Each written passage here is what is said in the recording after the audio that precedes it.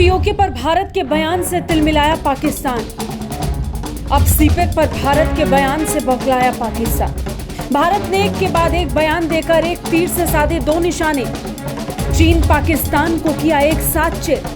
पाकिस्तान और चीन आर्थिक गलियारा अवैध। भारत को मंजूर नहीं, तीसरे पक्ष को न्योता। भारत के सामने जब चीन पाकिस्तान हर क्षेत्र में हारने लगे तो वो चलने लगे एक दूसरी चाल भी ऐसी कि उसे भारत चुटकियों में मिटा दे। पीओके भारत का हिस्सा है, लेकिन पाकिस्तान अपने खोखले यार चीन के साथ मिलकर यहाँ अरबों डॉलर की परियोजना चला रहा है। भारत ने इसका विरोध किया, ये भी कहा कि पाकिस्तान चीन आर्थिक गलियारा अवैध और भारत को मंजूर नहीं, किसी तीसरे पक्ष को ये न्योता, क्योंकि ये पाकिस्तान द्वारा अवैध रूप से कब्जा की गई भारतीय जमीन पर बनाया जा रहा है। ये अवैध है जिसे मंजूर नहीं किया जा सकता। अब इसी बयान से पाकिस्तान को लग गई मिर्ची, और मिर्ची ऐसी कि चीन पाकिस्तान एक साथ लाल हो गए। अब लाल होने के बाद पाकिस्तान पानी पीने लगा और कहने लगा कि सीपेक पर भारत के बयान को वो आधारहीन और भ्रामक मानता है और इसे वो खारिज भी करता है।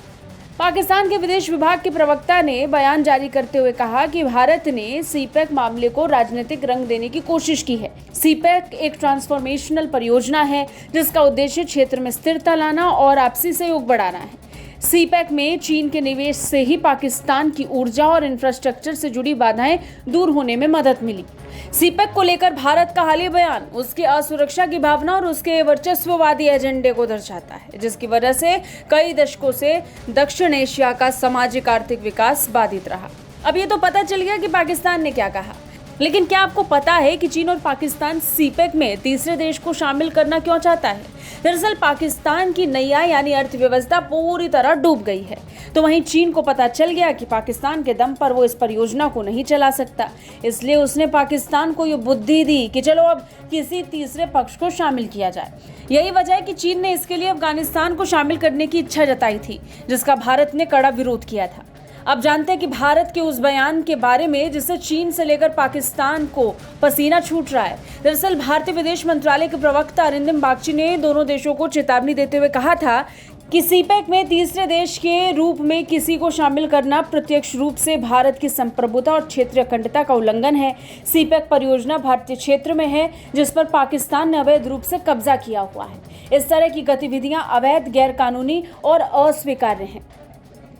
भारत तथा कथित सीपेक की परियोजनाओं का लगातार विरोध करता रहा है। सीपेक चीन की महत्वाकांक्षी परियोजना बेल्ट एंड रोड का हिस्सा है, जिसका उद्देश्य दक्षिण पूर्व एशिया के तटीय देशों के साथ उसके ऐतिहासिक व्यापारिक मार्गों में फिर से जान फूंकना है। चीन ने 46 अरब डॉलर की इस परियोजना का ऐलान 2015 में किया था। खैर, इस परियोजना के पीछे चीन का मेन टारगेट यह है कि इसके जरिए हर क्षेत्र में अमेरिका और भारत के बढ़ रहे प्रभावों को कम किया जाए और अपना प्रभाव बढ़ाया जाए।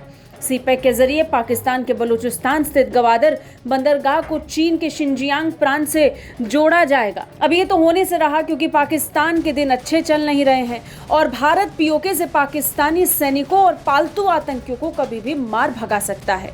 ब्यूरो रिपोर्ट, भारत तक।